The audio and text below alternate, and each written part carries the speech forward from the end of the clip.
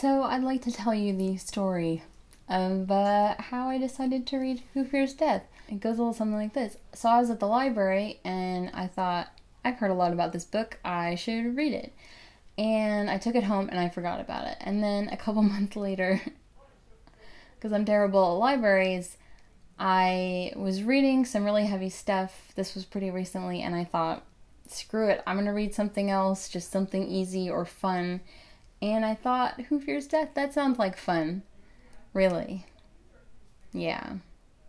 The book takes place in the future, in sort of a post-apocalyptic future in the Sahara, and it's different. You know, everything's different. And it's about this young woman named Nnedi Okorafor, and she doesn't know it, but she's like a sorceress. She has magical powers, and eventually it becomes apparent that she needs to kind of harness those powers before she kills everyone. So what kind of makes this not fun? But, by the way, before I go any further, I loved the book. I really did. What I didn't know was that within the first, 30 pages, I was going to read about, brutal, violent rape. And then there was the female genital mutilation that I also didn't expect.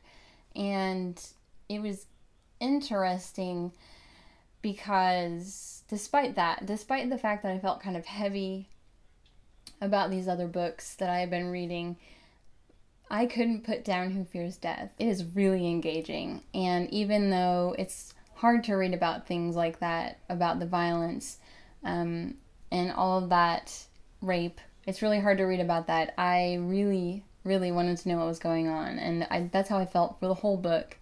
It really never let up. I think there are so many amazing things in this book, and so many things to think about and talk about, and so I don't even know where to start or where to go with it.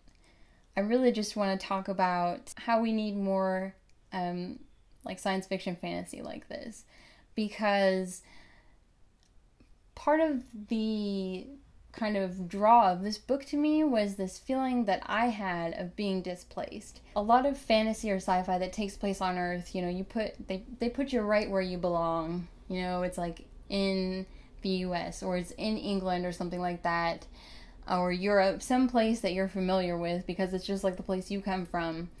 And it's boring, frankly. For most of Who Fears Death, I didn't know where I was. I didn't know when I was. I didn't really understand the role that technology was playing, if it was playing a role at all. Nnedi Okorafor, she does this amazing thing where she kind of weaves together a mythology that I'm pretty sure is relevant to how she sees the kind of apocalypse happening. And it's so amazing and so different from what I'm used to that made a huge difference to me, between reading some other science fiction fantasy book and reading this one. It was so much better for it. Something that I also appreciate about this book is that eventually Nnedi Okorafor and Muita and some friends go on this journey to, reach the climax of the story, and they're just teenagers. They're like kids. I mean, maybe they're 19 or 20. They're still coping with growing up. They can't handle this, the world's gonna end and war is going to come down on our families, but we need to stop it because they're interpersonal drama. They're we're kids with hormones drama. It's it's gotta play out. And in some ways I was oh my gosh, I didn't really sign on for something about, teenage romance drama, but it wasn't even like that. It was realistic. It was realistic friendship, more than friendship drama. And it kind of reminded you, because you see all these books and movies where teenagers are saving the world. And is it really that easy for them? I know that Katniss from the Hunger Games comes out with PTSD, and you definitely see that in the book and the movie, whatever. But it's more than that, because it's a lot to put on a kid, whether or not they're 19. They're still growing up. So I always appreciate when an author can kind of show you that they're not really ready for this, They're just there, and they have to do it. They don't have a choice, so they're doing it. I kind of want to sum it up. I didn't want this to be too long, because I really want people to read this book. It's not perfect, but it's pretty amazing, and it's definitely worth a shot. Something that is really great in this book is kind of the way that it talks about the, like, theology, mythology, stuff like that.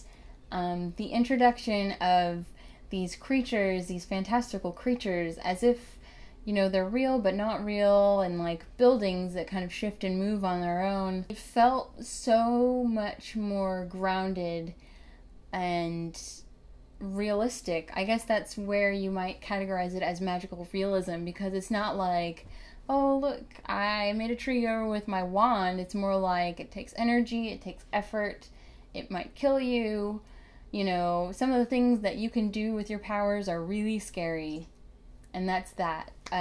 So I appreciate that.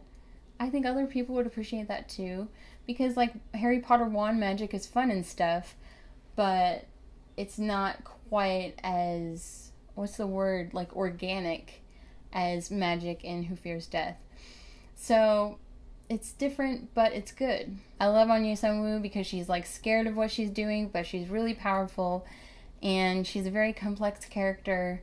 She has a lot of different layers, and it's not easy. Like, it's not easy for her, and she requires the support of the people around her. In conclusion, once again, a fantastic book.